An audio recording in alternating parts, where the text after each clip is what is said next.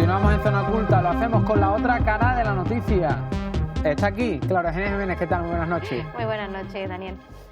Vamos a empezar, como decíamos en nuestro sumario, con bueno, un tema del cual tenemos subido un vídeo a YouTube con bastantes visitas, supera ya las 10.000 visitas, sobre Marta del Castillo. Y es que seguimos teniendo novedades semana tras semana. Esto está ahora mismo de nuevo prácticamente reabierto el caso. Está en la punta del iceberg, seguimos semana a semana, como tú has dicho, teniendo cada vez más noticias, más adelanto, o más que noticias o adelanto, se estaba llevando prácticamente en secreto ese nuevo juicio que en breve pues va a tener lugar, y pues parece que se están desvelando algunas teorías o hipótesis que se mantienen sobre el mismo. Y concretamente en esta semana pues se ha dado a la luz pues esa carta que ha escrito Miguel, que concretamente la escribió dirigida a la abogada de la familia Castillo.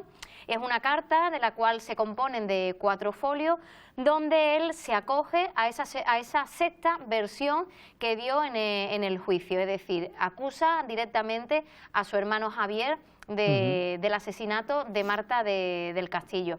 En este caso, el vuelco que da esta nueva historia que nos ha llegado es que al parecer pues el juez en este caso ha aceptado esa carta como, por así decirlo, podríamos decir que la ha aceptado como prueba. Como prueba, no me sale la palabra, como una prueba.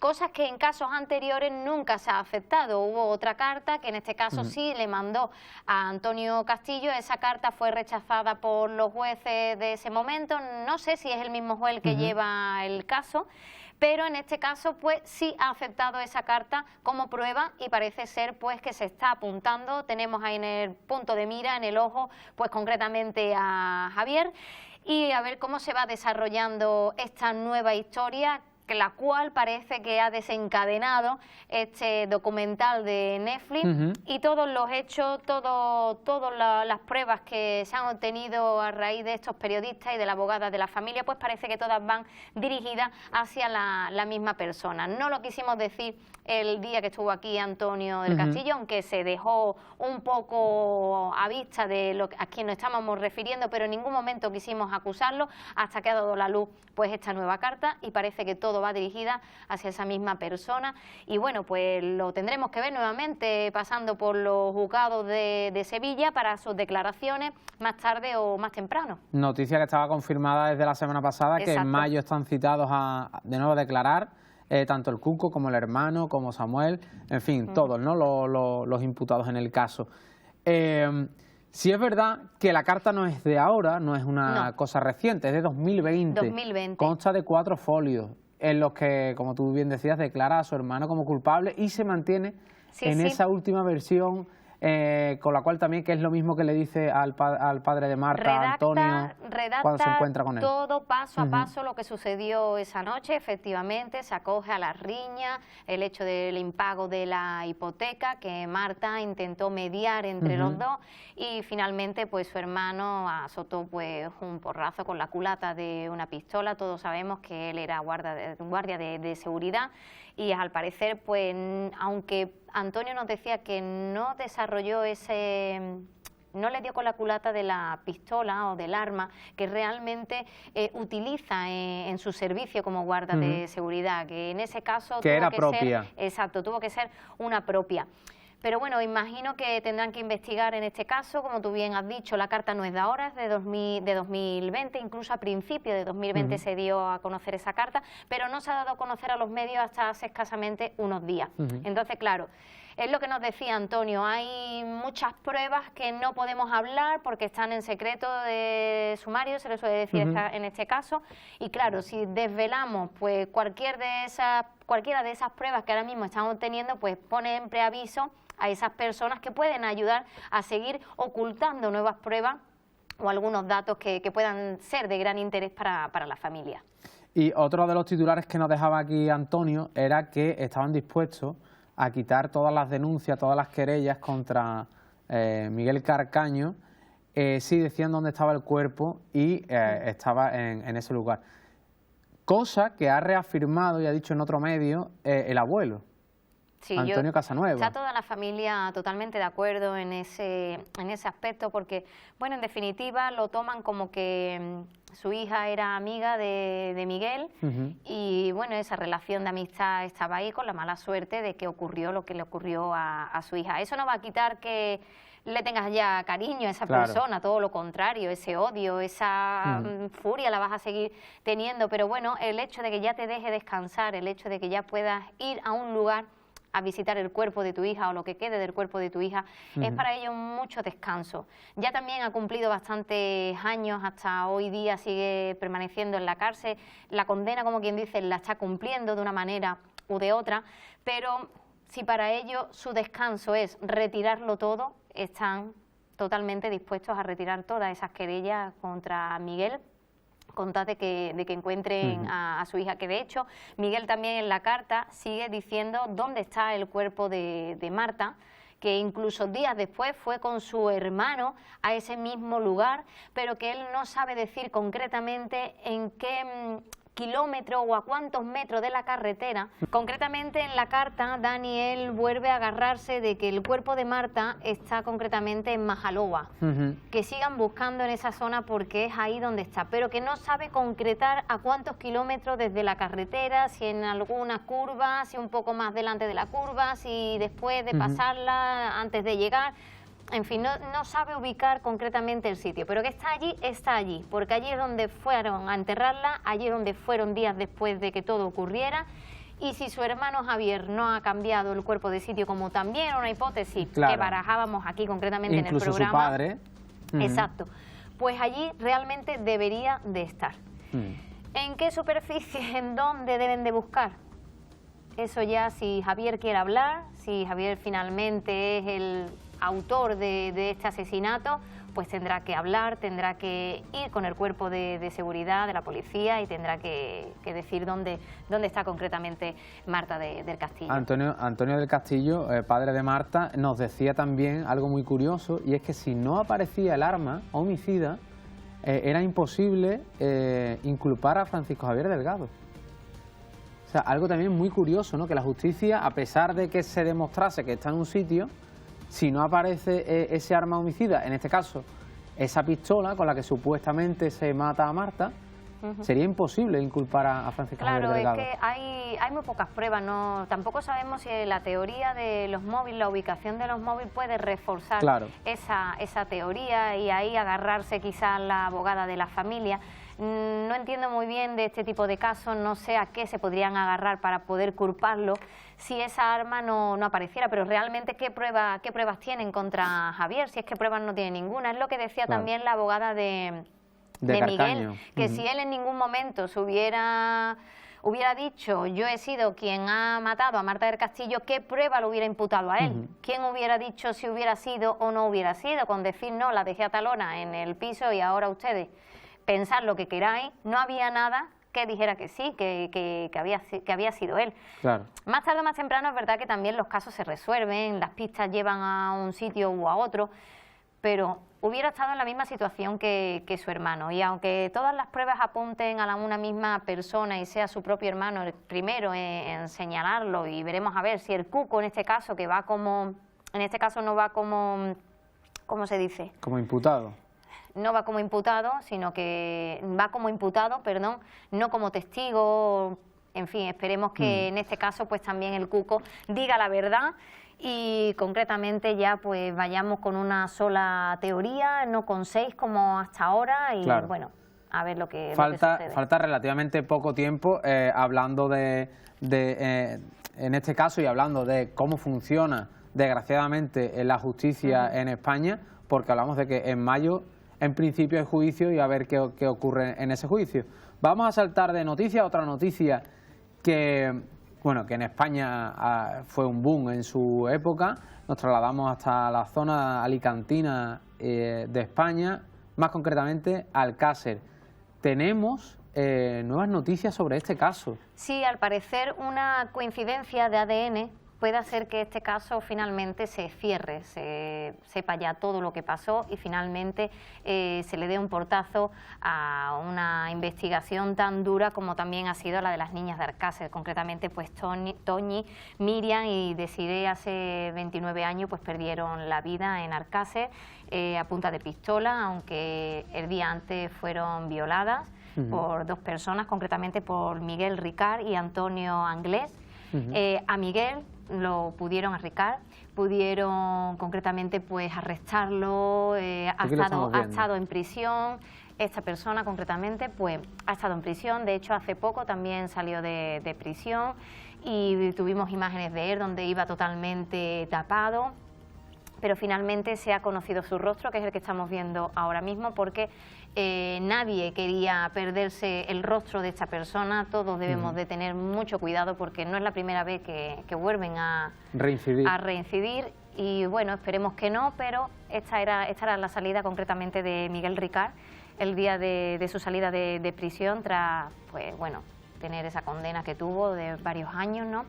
Y finalmente pues ha salido en libertad y ahora pues al parecer han reconstruido una carabela que se encontraron unos pescadores en una isla y eso fue concretamente en el año 2006, o sea que ya hace bastante tiempo, en el año 2006. Años.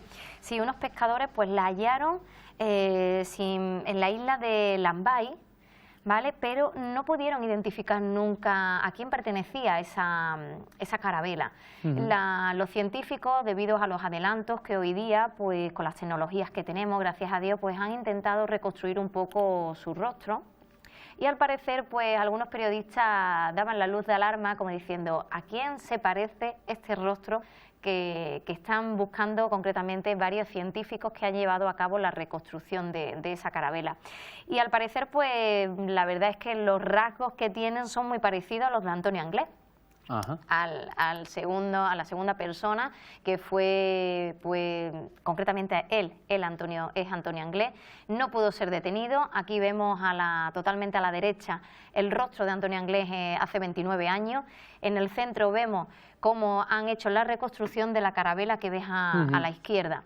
Entonces, concretamente, si ves, son unos rasgos muy parecidos. Es verdad que de Antonio Anglés pues se distribuyeron también varias fotos de él, justamente de la que vemos más joven, de hace 29 años, y la envejecieron un poco, porque con el paso de los años, claro. Las facciones van cambiando y tal, y sí empezaron a distribuir una foto de cómo podría ser Antonio, porque hasta ahora mismo siguen buscándolo.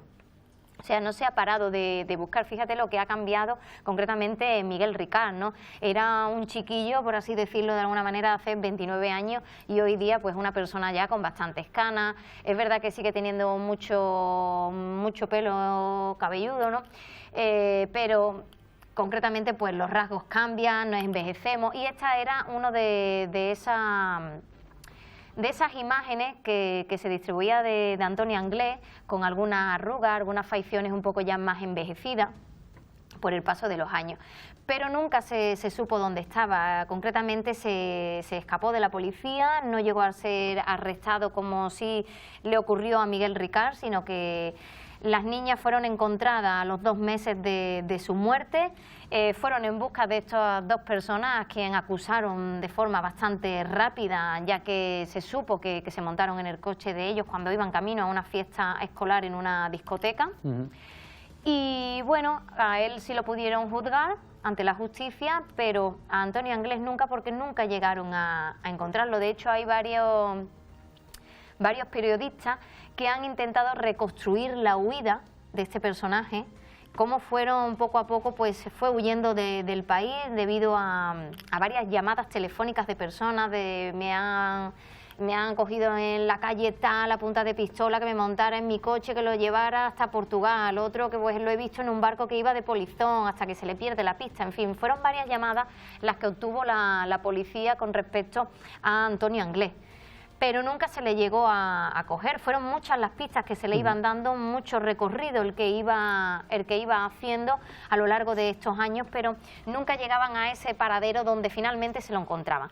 Y bueno, pues en el 2006 estos pescadores hallan estos restos humanos, lo ponen en conocimiento de la ley, lo toman varios científicos, se quedan allí y gracias a Dios, como ya te estoy contando, pues gracias a los avances tecnológicos que hoy día tenemos, se pusieron manos a la obra y dijeron, pues oye, vamos a reconstruir las facciones de esta persona, vamos a reconstruir su cara y vamos a intentar a buscar sus familiares, ¿no? Porque es verdad que cuando hay una desaparición siempre se le intenta dar esos restos que quedan a la familia para que pueda descansar. Y para hacer una prueba de ADN. Exacto.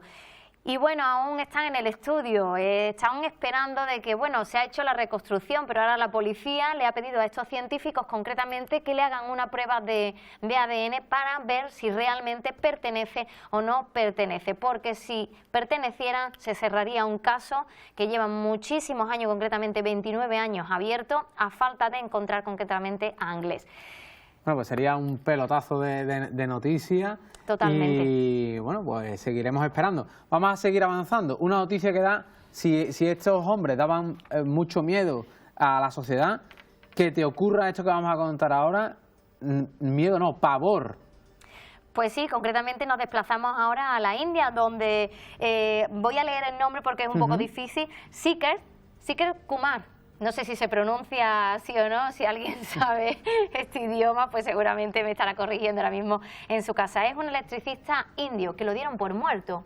Lo atropelló, al parecer, iba por la calle, lo atropelló un motorista que iba a una velocidad muy rápida y bueno, pues ese atropello hizo que esta persona pues perdiera la vida. La cosa viene justamente cuando le piden a la familia que vaya a la morgue pues a ver el cadáver y a decir que sí, que es su familiar y pongan en proceso ya lo que viene a ser los enterramientos, ¿no?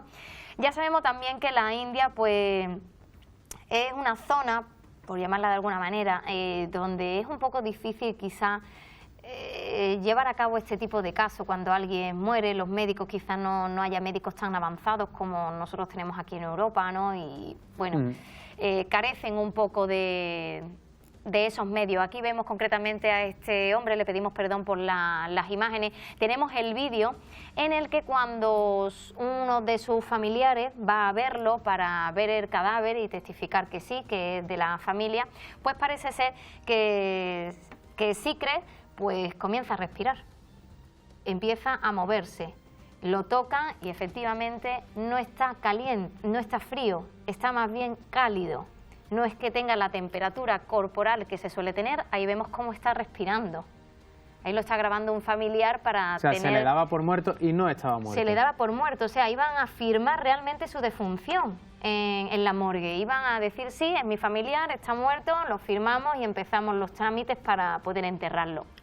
Y finalmente, cuando van, lo destapan, el familiar ve que está respirando, que no está totalmente muerto, saca el móvil y empieza a grabarlo. De hecho, empieza a hacerle preguntas y el hombre empieza hasta a mover incluso hasta la cabeza.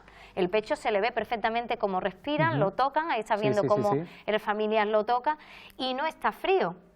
Tuvo también mucha suerte, la familia está muy enfadada, sobre todo por los médicos que testificaron que estaban muertos, pero los médicos siguen diciendo que no, que incluso intentaron reanimarlo y no daba señales de vida, no le encontraban el pulso y por lo tanto a las 2 de la madrugada pues dijeron que no, que estaba muerto, que no había vida, no le encontraban pulso, pero sin embargo al día siguiente pues no estaba muerto, comenzó a respirar. Así que, bueno, ahí está la familia intentando investigar un poco sobre el tema, pero también es muy, iba a decir, jodido, y permíteme que lo diga, porque que estés vivo y estés en la morgue tampoco te deja un poco... Sí, da como mucho miedo, ¿no? Entre el porrazo, el accidente que ha tenido, esa persona al 100% ya no está, pero si encima te meten en las cámaras que ellos tienen, que suelen ser unas cámaras que están a 10 grados por debajo de cero, o sea, a menos 10 grados, ¿cómo va a supervivir, cómo va a sobrevivir, mejor dicho, una persona que ha estado toda una noche en estas cámaras que estamos viendo? Es prácticamente imposible. Pero sin embargo, este hombre tuvo la suerte de que ese día concretamente, pues las cámaras no funcionaban al 100%, sino que se encendían y se apagaban. Hubo fallos eléctricos. tuvo la suerte de que no estaban al 100%, su cuerpo no llegó a estar 10 grados por debajo de los 0. Madre mía, qué suerte ha tenido. Exacto, estaba frío, pero no porque estuviera muerto, sino porque estaba metido en una cámara frigorífica, por así decirlo de alguna manera. Claro. Entonces, gracias a eso, pues esas cámaras frigoríficas mortuorias, se le llaman, pues no estaban al 100% y pudo vivir. A día de hoy pues está ingresado, no por haber estado en la cámara frigorífica, ojo, sino realmente por el accidente que tuvo. Entonces está ingresado en cuidados intensivos. Pero bueno, pues ha tenido muchísima suerte. Muchísima suerte, pero no es la primera vez que esto pasa, porque la tercera noticia que te traigo, y permíteme que me adelante, es muy parecida. Muy parecida, que también da mucho miedo. Exacto, yo no sé qué da más miedo. Sí, yo creo que las dos por igual. No sé también, ¿quién pasa más miedo? Si el que está en esa situación o el que se lo encuentra. También es un susto importante. Son dos partes verdaderamente un poco aterradoras. En este caso es una joven que es de Estados Unidos. Pasó hace muy poquito también que, bueno, dicen, los titulares dicen, una joven resucita minutos antes de ser embalsamada. Cuidado, porque aquí no estamos hablando de que vamos a enterrarla, que también la podían ver enterrado viva, pero es que estamos hablando de embalsamarla. No sé si muchas personas saben lo que es embalsamar a alguien. Sacar todos los órganos, así de brusco. Y ya no tanto, y ya no es eso, porque te buscan algunas venas claves en el cuerpo, también, ya sea en la zona del estómago, sea concretamente la vena que tenemos en el cuello, y lo que hacen es vaciar esa sangre y ellos te meten un líquido. No sé bien qué líquido introducen, no he querido ya investigar tanto, porque cuando empiezas a leer y empiezas a ver vídeos es como un poco desagradable. Pero hombre, imagínate tú estar vivo y que te estén embalsamando. Muchos periodistas hablan concretamente en esta noticia de que es algo muy aterrador ser embalsamado vivo, y sobre todo porque hablamos de que a la persona que le ha pasado es una joven, concretamente de 20 años, ¿vale? Y tiene una discapacidad, tiene una parálisis cerebral. Es decir, esta chica no puede moverse, no puede hablar, simplemente puede manifestar lo que pueda sentir o lo poco que pueda sentir en ese momento con los ojos. Entonces es muy difícil ver cómo vas en una bolsa en dirección a ser embalsamada, y que cuando abren esa bolsa tú estás con los ojos abiertos porque no has podido moverte, no has podido hablar y solamente puedes decir a alguien lo que te está pasando con los ojos.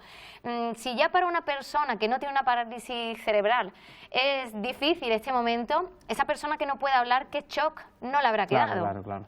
Gracias a Dios, esta chica de 20 años pues también se encuentra bien.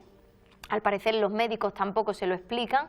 Los padres hablan de que en el fin de semana tuvo una indisposición, no le encontraban el pulso, algo le pasaba, llamaron a los médicos estuvieron como 20 minutos intentándola pues reanimar y finalmente pues no pudieron reanimarla y firmaron su defunción. Es prácticamente el mismo caso, sí, muy parecido. Es muy parecido, no sé, es muy curioso que se dé por muerto a muchas personas porque no se encuentra ese pulso y horas después parece que se reaniman ellos solos. Algo tiene que pasar aquí para que esto ocurra, pero que tampoco es la primera vez que ocurre, ni en chicas de 20 años, ni en personas que hayan tenido accidentes, que también esto ha ocurrido en bebés.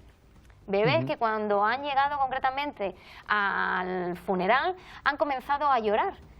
O bebés que cuando iban a empezar a hacerle la autopsia, porque es algo creo que se tiene que tomar por norma, hacer la autopsia para saber de qué ha muerto, exacto, de dónde ha derivado esa muerte, pues que empiece a llorar en la camilla ese bebé, cosa que, bueno, pues a un padre que acaban de ser padre, eso es la alegría más grande de que haya decidido ponerse a llorar en ese momento. Pero ya vemos que no solamente puede ocurrir en personas de 20 años, sino a recién nacidos o a personas de 40 para arriba, que nos puede pasar a nosotros mismos este tipo de casos. A mí ya me da miedo tener un porrazo, a mí que me mantengan 2 días por lo menos en el sanatorio, no vaya que me dé por despertarme, Daniel. Da mucho miedo, es algo que da muchísimo miedo, que ha ocurrido a lo largo de la historia muchísimas veces. Muchas. Y bueno, por suerte esperemos que en nuestro país no ocurra. Clara. Bueno, de hecho, ha habido muchas historias que cuando tienen que sacar los cuerpos porque cumplen X años, ¿no?, en el cementerio. Yo he escuchado muchas historias de que se han visto como en el ataúd arañar, ¿no?, ese ataúd para intentar quitar la tapa. Eso tiene que ser muy malo, Daniel. Yo nada más de pensarlo se me corta el cuerpo. Claustrofóbico y bueno, mejor no pensar en esto. No. Clara, muchísimas gracias.